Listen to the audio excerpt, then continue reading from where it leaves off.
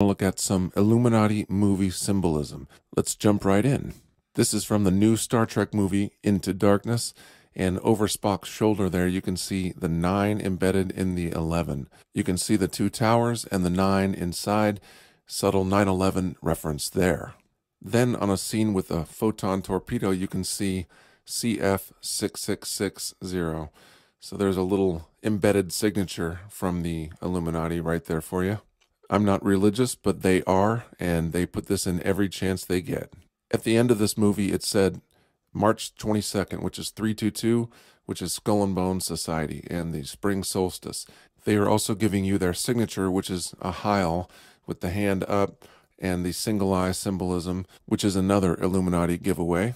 Here you'll notice the Masonic floor and the pyramids from the top view. If you look over Will Smith's shoulder there, you'll see the pyramid from the top. Also notice the black and white symbolism of the suit as well.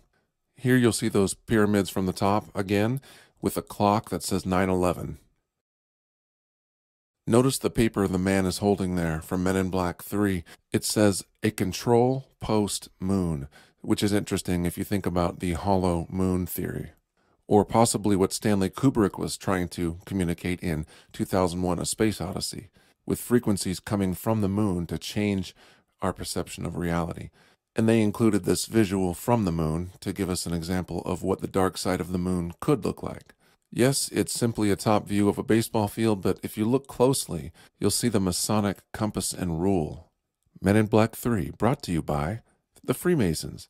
Here's a scene from Despicable Me, and the girl with the hat is throwing the devil horns there. Again, not coming from a religious perspective, just showing you their signature. They like to throw those 666s in there, the devil horns, and upside down crosses, and whatever they can get away with to show you that they're in charge. Here's the diamond, which is a reference to 33. A triangle is 3. Another triangle is 3. There's 33. Also, there's what looks like a G in the middle of the compass and rule, hinting at that geometry. And this is the logo they use on all of the zippers and the clothes and pretty much throughout the entire movie of Despicable Me and Despicable Me 2. Once again, it's Despicable Me, brought to you by the Freemasons. This is interesting. You can almost see a McDonald's theme here with the M and the red and the yellow on the shirt. Usually anytime you see M or W, it's a reference to the Masons. I know a Satanist who owns a series of black houses. They're all totally blacked out, and they're in the midst of neighborhoods just like this. So this is a reference to underground Satanism. And of course, he's trying to steal the moon in this movie, another reference to the moon. Here's another scene from Despicable Me, and of course the girl, if you look closely, is wearing an owl, which is a reference to Lilith or Semiramis, and the owl is also a subtle reference to the Bohemian Grove and the rituals of sacrifice that take place there.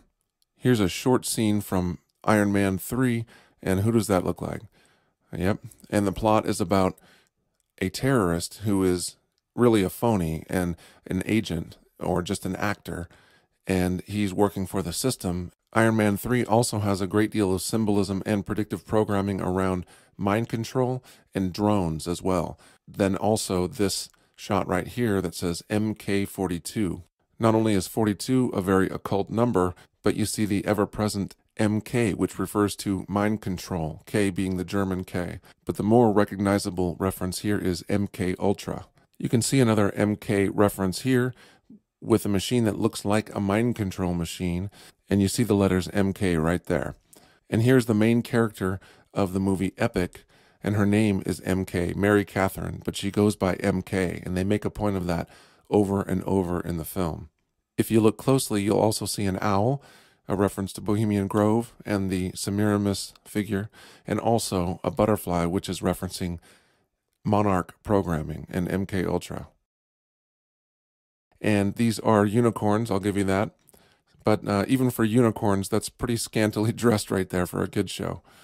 Interesting. And then there's an apple, the universal symbol of temptation, on the desk there. Notice he's making the 666 with his fingers. This is also a reference to mind control and a trigger, a well-known trigger for mind control and hypnosis. And if it happened once in the film, you might think, okay, literally. But you'll see it here again and again And again, a little more subtle version here. And here's the same character making a not so subtle reference to the Illuminati here, flashing what amounts to an Illuminati gang sign here. And this is interesting. Here's the supposed good guy, but ends up being a bad guy. You'll see a vest that looks like a beehive once again, and he's pointing to it and saying submit. So a little bit of hypnosis there for you in your kids' movie. Family friendly, right? And by the way, the beehive is a universal symbol pointing to hierarchy and the elite, basically laughing at the worker bees. It's also represented by hexagrams. And here's another scene from Partly Cloudy Chance of Meatballs 2, and you're seeing the whole plot about genetically modified food. A very universal trigger is the rainbow, especially the Wizard of Oz symbology. You have 4 rainbows here. Now here's a whistleblowing element showing the people how to interpret and read hidden symbols actually within the film itself. This is showing backward masking, which is another technique they use all the time. Words written backwards or anagrams. In this case, you'll see a man discovering that the logo for this Apple-like company is live. And then if you turn it around, it's evil. So they're actually showing you. Here's a scene from The Dark Knight Rises, and you'll see a very Masonic numerology there, 1133. 11 being the 2 towers of Joachim and Boaz, or a reference to 9/11 and those 2 towers, and then 33, a reference to the 33rd degree of Freemasonry. And this was the last tick on the clock before the scene ended. So it was the prominent numbers that they wanted you to see. Another scene from Batman. This is even more provocative. You'll see Sandy Hook and the words strike zone. And this is a map of Gotham, but with all the shootings referencing the Joker and even the Boston Marathon bombing that references Joe Carr. You'll see a lot of Batman and Dark Knight symbolism in these false flag events.